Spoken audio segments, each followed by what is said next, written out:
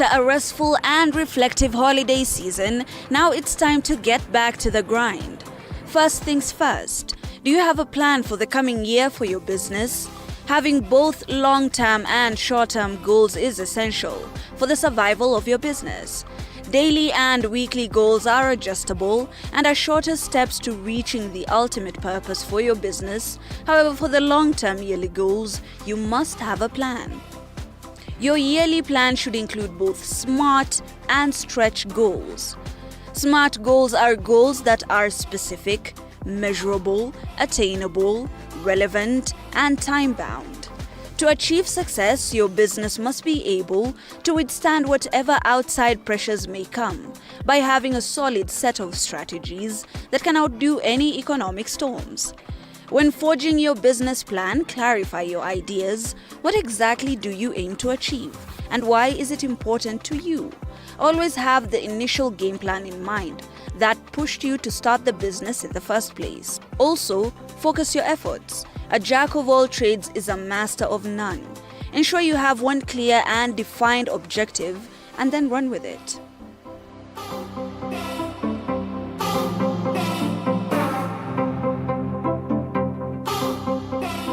And right from Market Margins, we have our Entrepreneur of the Week. Happy New Year. We're looking at how your business is going to be faring on this particular year. What plans do you have? How are you planning around the next year and the years to come? We already have our entrepreneur. If you could just start by introducing yourself. What is your name? What business do you do?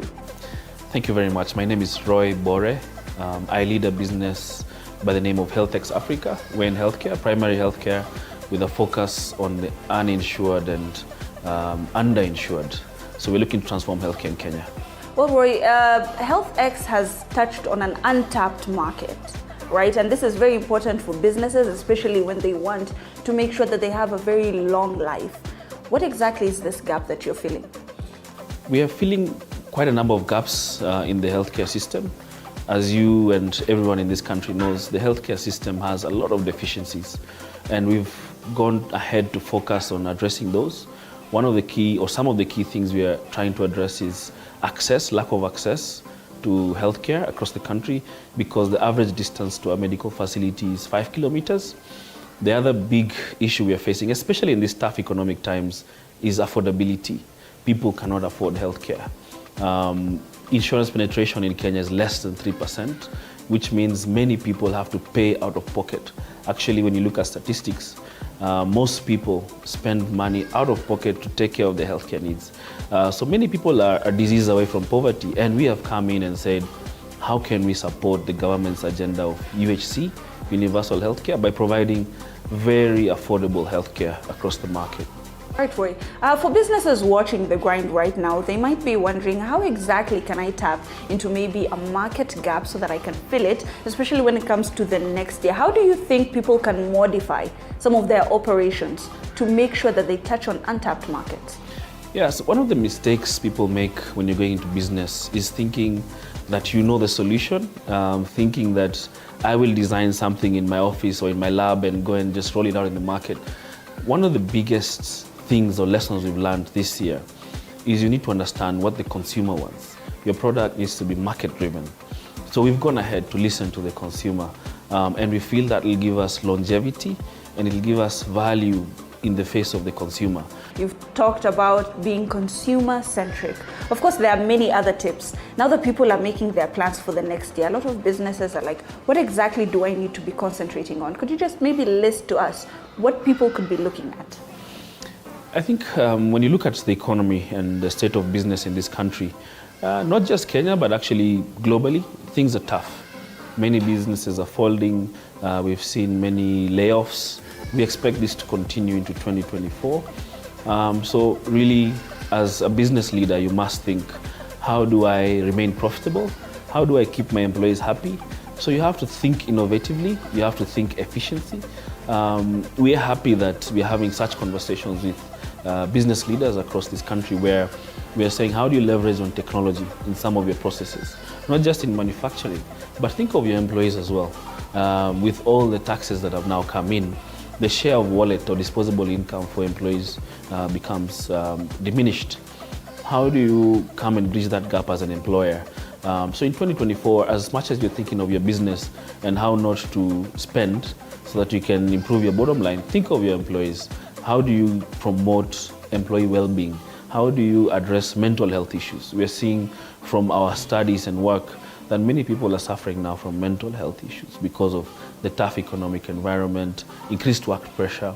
So we are coming in to bridge that gap, but as an employer, work with innovative businesses like ourselves and many others in this space to really not only improve your bottom line, but also improve the lives of your employees. And we will talk about market connections and how important that is for businesses. But first, Roy, you've talked about resilience. The Business Health X is a bit over 2 years. Most of micro, small and medium enterprises die before the 3-year mark.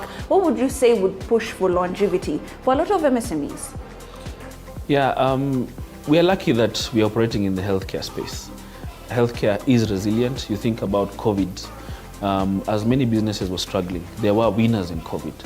Some of the winners were in healthcare. Some of the winners were in tea industry, for instance, because you're exporting tea and you're earning in Forex. So I would advise MSMEs to really ensure that whatever product, whatever you're doing has to be resilient. Focus on diversifying your business to ensure that if you're a loser or your product is a loser in this economic environment, you're focusing on ways to really address a gap in the market, which will make your business resilient. And I think the magic to having a resilient business is addressing a need in the market, such that as much as the share of wallet drops or there are tough economic times, you're addressing a gap. Someone will always need you. How do you become daily relevant to people and consumers? Because, I mean, surely when you have 100 shillings, you will have to think, where do I spend it? Do I spend it on a beer or on healthcare? So you have to, as a business leader, think, how do I come and tap into that 100 shillings? You have to make sure that you balance your pros and cons. Now, market connections are very important. No man is an island, and in extension, no business is an island. Going into the next year, what would you say some of the market connections that a lot of businesses should aim for? What are the supply chain links that they should look into? Many business leaders want to succeed alone, and they want to seek glory and stand at the top of the mountain alone. I strongly believe that you have to form market connections. You have to look for partners. You have to look for like-minded partners. In the healthcare space, we are lucky that we have found partners who have the same vision of transforming lives of people in this space. And you have to join yourselves at the hip to really come and partner in this journey. By partnering, you're creating efficiencies, you're creating more value across the value chain, and you're able to, again, improve your brand visibility. So let's join hands as business leaders to really work together with others, and that way we are turning from competition to becoming partners in growing our businesses. Right. When it comes to improving some of your operations, you'd look at innovation. How has your business taken advantage of innovation to bring in, some of the market niches or ways to be able to go around market niches? And what would you tell businesses that are looking towards innovating? Innovation is something that is a must. If you don't innovate, you're basically setting yourself up for failure. We have gone ahead to, I think we must be one of the companies which has innovated quite a lot. We have created products which nobody has thought about, and I'll give you examples. We have gone ahead to look for principals or leaders of schools, where we are asking them, the students in your fraternity, what are the issues they're facing? And we found a lot of issues around mental health, a lot of issues around absenteeism. The students do not concentrate on education because they're out there seeking healthcare. We've said, how can we come and put virtual clinics in your schools where the student can speak to someone confidentially who is not part of the school administration and access world-class healthcare within their schools? I'm talking about speaking to proper, fully qualified psychologists in the comfort of their schools. We've gone ahead to partner with hotels, for instance, and telling them, when you have travelers who are coming from abroad, one of the biggest issues people face when they come is lack of access to healthcare. They don't know which is the best hospital. We've gone ahead and told hotel managers, how can we give access in the comfort of a guest room, access to healthcare. Just call this number or press 1 on the hotel telephone, and it connects to our doctors, and they can get healthcare. And if they need medication, it's sent to their room. If they need to be tested. So as business leaders, we have to innovate in the marketplace, because traditional products will never just become successful. You have to think innovatively to tap into additional market.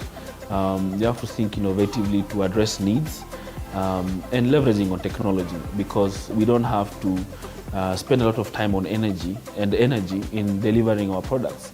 We have to think innovatively. And finally, a lot of businesses are looking up to your business at this particular moment. The next year might be probably the best or worst year of their lives. What would you tell them in one line would be the most important thing that they should concentrate on? It's a tough question. There are many things which are running through my mind, but if there was one thing I would encourage businesses to concentrate on, is consumer first. Consumer first. Maybe to add another thing is, we've seen this week we lost an icon in the business world called Charlie Munger, who was the vice chairman of Berkshire Hathaway, the partner of Warren Buffett. One of the lessons I learned from him is, do not be the man with the hammer. Be the man with the Swiss Army knife. So I would encourage businesses to think like that. Don't be the man with the hammer. Be the man with the Swiss Army knife. So have many tools to address the market needs. So as you focus on consumers, be the man with the Swiss Army knife. Being the man with the Swiss Army knife. Be flexible, be able to cater to the market needs, be able to cater to your consumers and even potential customers. This was our Entrepreneur of the Week. We have gotten his insights. Next, we go for a very short break, and then afterwards, we're going to be looking at the business capital. Don't go too far.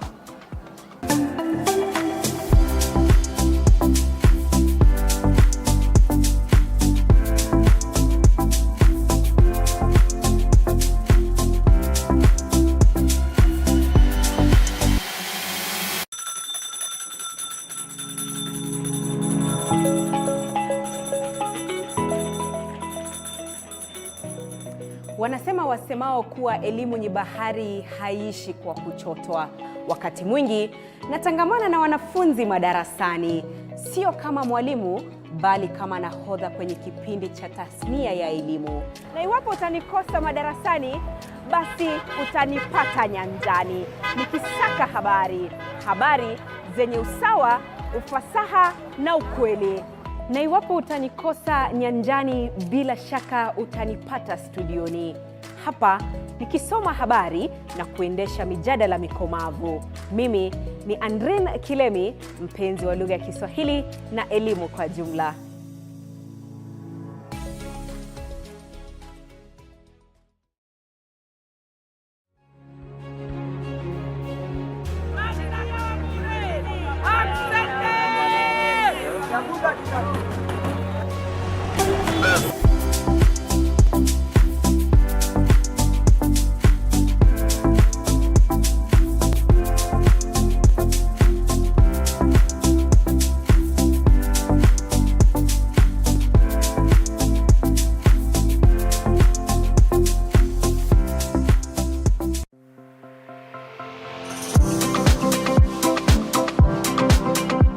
Now, your plan doesn't have to be overly complex. A defining framework is all you need to give your business the direction and the momentum. Here are 5 essential steps to help you through this. 1. Review and assess. Analyze the last 3 years or the last few years of revenue and determine how it compares to your closest competitor.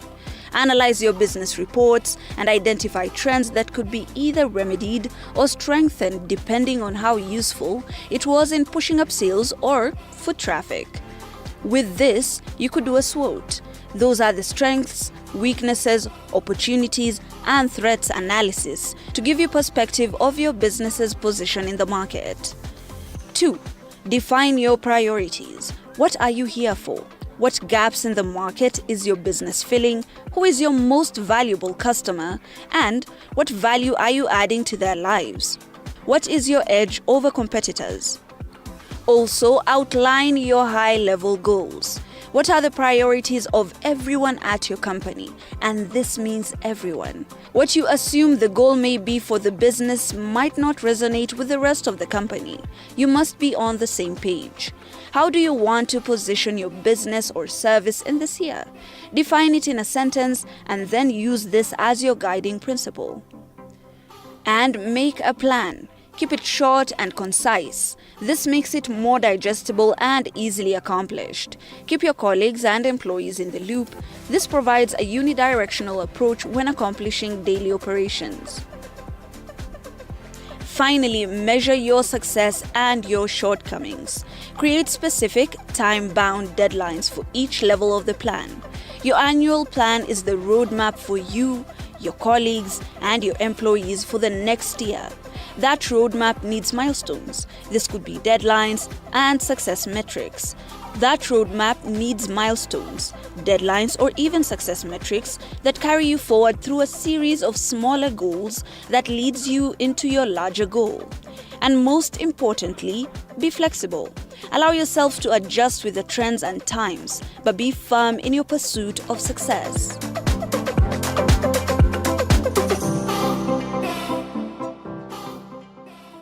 Welcome back to The Grind. As the year starts, you might be wondering what are some of the strategies that you must employ to ensure that your business is not only successful, but that it has longevity. Of course, we have our expert of the week who's going to be telling us what exactly one should do, especially now that a lot of people are planning around what they're going to be doing. If you would just start by first, introducing yourself. What is your name? What is your area of expertise? I'm Moses Mushiri Mwangi. I'm an economist and a data scientist. I also serve at the Economic Student Association as the organizing and legal secretary. Well, as we start a new year, in economics they say that the future is freedom. Right. In that the future is not determined. Right. So you can actually make decision to make a future that you want. So we're looking forward to that.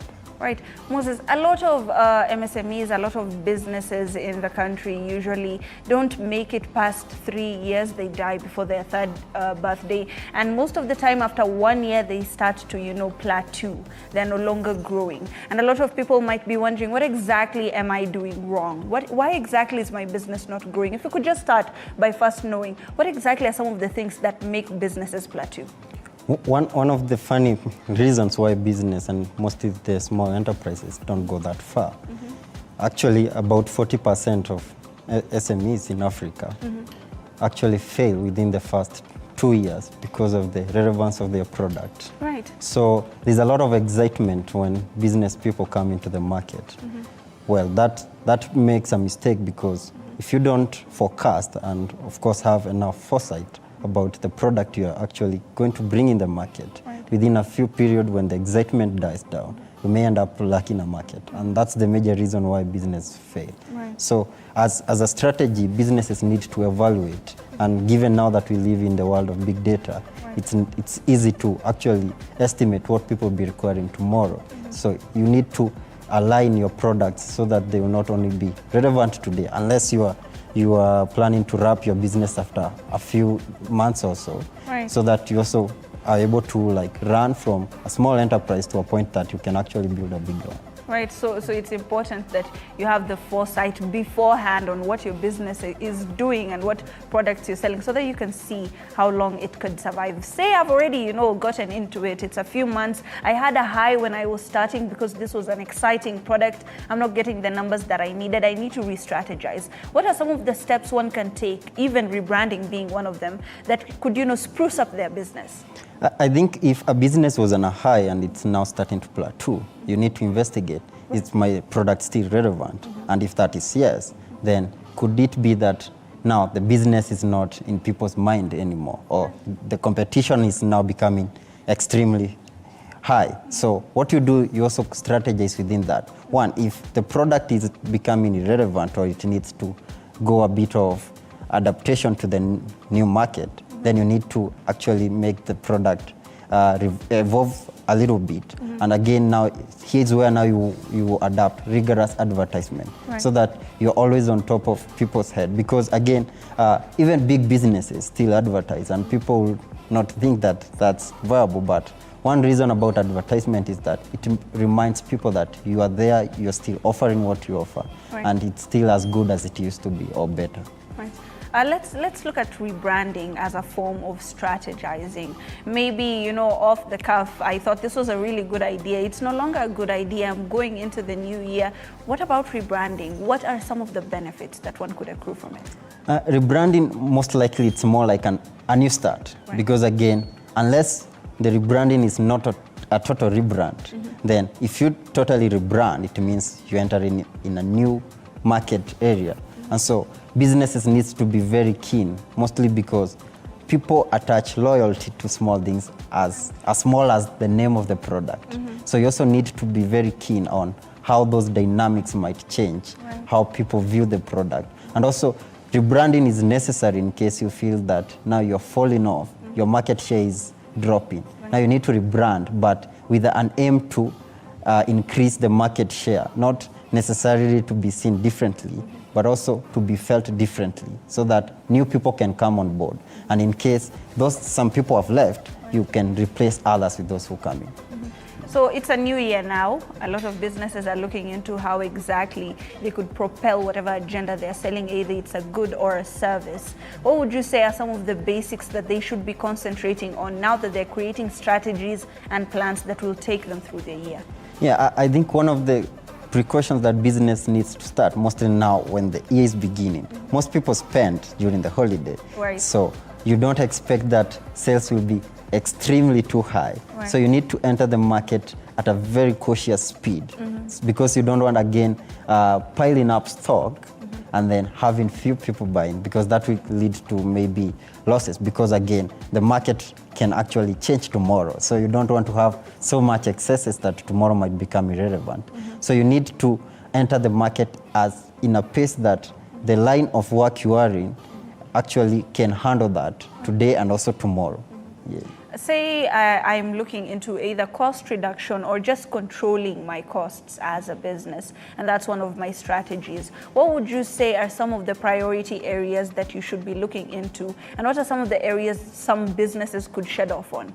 I think one major way of reducing cost comes with production. One, in the sense that if you can be able to ride on producing more with the same resources you have, then it means you can reduce your prices. But now the problem comes here if you are a small enterprise and you actually don't produce what you sell. So in that case, the external forces are actually controlling the prices. And so in that place, you just want to play within the margins of the market prices so that you don't fall off and don't go high. So businesses can actually compete on three phases: on speed, on cost, and also on the market share. So rarely can a small business compete on the price level, because those who are producing at a higher level are likely to drop their prices just to kick you out of the market, to make sure that what you sell will make losses. So mostly you can leverage on speed. How fast can you go? How fast can you adapt? How fast can you renovate your products? And how fast can you adapt to the changing wants in the society? Say a business is looking into expansion as one of the strategies that they're going to be using going into 2024. What would you say are some of the things that they should be considering before they either, come up with a new branch or they expand a little bit too fast? I think mostly when you speak of small businesses, they need to learn about the risk of expanding, because there are so many big businesses that expanded and collapsed, including multinational ones. So when you're expanding, you need not to fall in the facade of people already coming in. So once I expand, it will bring more. So you need to evaluate, are there new areas that I've not countered or conquered? Are there new things, additions that I can bring in? Because if that does not exist, it means whether I expand or not, I'll be still serving the same market share. And that means once you expand, the expenses go high, because of course, maybe you'll have other stores or you have more workers, which comes with expansion. So if necessarily there won't be an increase in revenue, and then you expand, the next thing you'll have to be digging more into your revenue to run the businesses. So everything comes back to plan and foresight and forecasting, from the market share, from the adaptability, from how things are changing. every business needs to be very careful with that. And that's why I said, one important thing that business can actually bank on is speed of adaptability. Right. And we can use the example of the mobile industry, those who produce the mobile phones. Right. Each time they keep producing a new thing. People might necessarily, in fact, some of the changes are quite little, but they are necessary because the faster you are, it means you are ahead of the others. Right. And everybody will want a better thing. Even if it's a little better thing, it gives you the advantage over somebody else. Right. So the speed of adapting and innovating is very necessary if you want to actually grow. You've said plan, forecast, and foresight is very important. You must have these strategies before you start embarking on maybe a lot of other projects. And speaking of projects, maybe bringing in investors, to your company is one of the strategies that you would have. What would you say are some of the advantages and disadvantages of including new people into your business in a new year? Bringing in other people brings in more capital. It brings new ideas, and it increases the human resource that exists within your business. Right. So if it's done in a well strategized manner, it's going to increase your business market share and also revenue. Right. But again, it can also happen blindly, and that's the risk, and that's why it's important, and it's good businesses to actually know the difference between forecasting and foresight, because forecast is actually looking at the trends. How is the market playing, and what are these likely to do and to be tomorrow? But foresight is making decisions that might create something new that does not exist to affect a future we want it to look in a certain way. Those are some of the tips and tricks that you could be using while you're strategizing for the next year that would ensure that your business is not only successful but will